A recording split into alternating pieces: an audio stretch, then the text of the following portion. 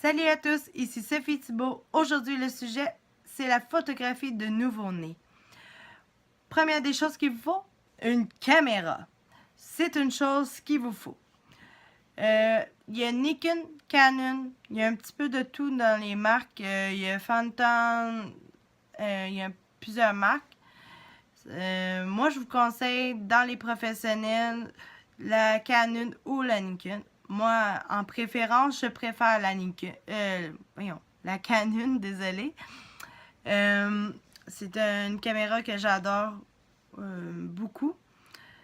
Deuxième chose qu'il vous faut, c'est un objectif. La plupart des caméras professionnelles ou semi-professionnelles viennent avec un objectif de 18-55.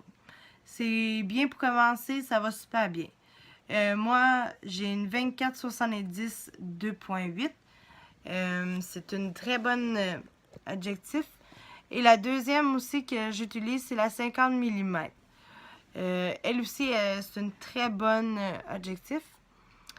Troisième chose qu'il vous faut, c'est les couvertures. Oui, les couvertures, il faut que ce soit pas trop chaud, mais doux pour le contact de la peau.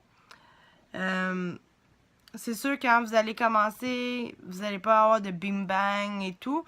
C'est sûr quand vous allez dans les bing-bang, vous allez aller plus dans les couvertures qui s'étirent beaucoup. Aussi, qu'est-ce que je peux vous conseiller que vous pouvez avoir aussi, c'est de la fausse fourrure.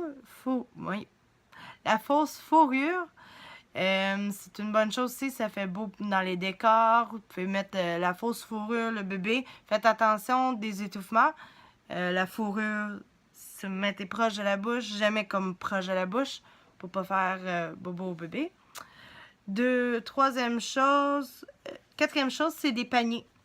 Vous en avez à la maison, il n'y a pas de problème, vous pouvez prendre n'importe quel. Faites attention qu'il n'y a pas, si c'est en métal, qu'il n'y a pas de bout qui est dangereux. Passez votre main alentour du panier, vous allez voir, ok, si le panier est correct, le bébé ne sera pas en danger.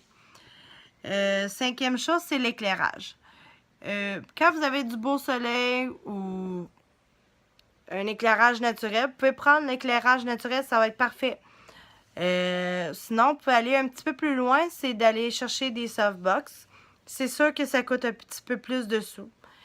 Dans les softbox professionnels, ça peut aller jusqu'à 2000$ et plus. Mais il y en a plus basse gamme, là. Après ça, vous pouvez avoir des petits accessoires, que ce soit des bandeaux pour les bébés naissants, petites filles. Ça peut être des petits chapeaux avec attachés que maman, grand-maman et tout peut faire. Vous pouvez commencer bien simple comme ça. C'est sûr que aussi, qu'est-ce que je vous conseille, c'est d'avoir une source de musique calme. Il y a des applications qui existent pour ça. Je pourrais vous donner plus bas les noms d'applications. Il y a aussi des bruits naturels comme l'air climatisé, la fan, la laveuse sécheuse. C'est des bruits qui font calmer bébé parce que dans le ventre de maman, il est habitué au bruit-là. N'importe quel petit bruit naturel pourrait endormir bébé. Aussi, qu'est-ce que je vous conseille, c'est de désinfecter vos mains avant de commencer. C'est sûr que c'est important, je le répéterai souvent, faites sûr que vos accessoires et tout soient lavés et soient propres. Bébé vient de sortir, il a la peau très sensible, il n'y a pas besoin d'avoir plus de bactéries. C'est un nouvel environnement pour lui, alors ce serait possible au moins de faire attention que vos objets soient bien désinfectés. Une chose aussi que je peux vous conseiller, c'est